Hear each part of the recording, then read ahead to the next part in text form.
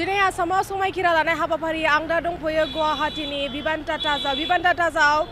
गोबां बीजेपी एनडीएनि दैदेनगिरि बिथांमोना दंफैयो दा आं दिन्थिगासिनो जेराव खानापारायाव दिनै खानापारा भेटेरिनारि फिल्डआव दिनै बेहाय गेदेर समायखिरा लानाय हाबाफारि दं एनडीएनि आरो बे समाव बिबान टाटाजनिफ्राय ओंखारलांगासिनो गोबां एनडीएनि दैदेनगिरि बिथांमोना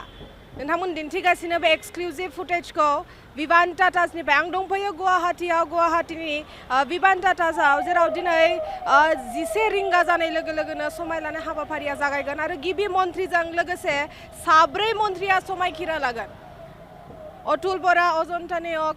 शरण बर' आरो रामेश्वर तेलिया समाय लागोन आसाम आयेन आफादनि बुंथिगिरिया जागोन रनजित कुमार दास गोदान सरकारा समाय लानायनि सिगांनो गुवाहाटीखौ गोदान महर होनाय जादों लामायै लामा बीजेपीनि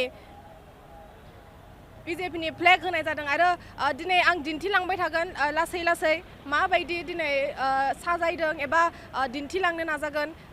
बबे बबे रायजोनिफ्राय बबे जायगानिफ्राय एनडीए दैदेनगिरि बिथांमोना दंफैयो आरो दा आङो दङ बिबान टाटाजाव जेराव गोबां गिबि मन्थ्रि गोबां रायजोनि गिबि मन्थ्रि बिथांमोना दङ आरो 11 रिंगा जानाय लोगो लोगोनो गिबि मन्थ्रि महरै समायखिरा लागोन हिमन्त बिश्व शर्माया आरो हिमन्त बिश्व शर्माजों लोगोसेनो 4 मन्थ्रि बिथांमोना लोगोसेनो समायखिरा लागोन आंजों लोगोसे दङ इद्रिस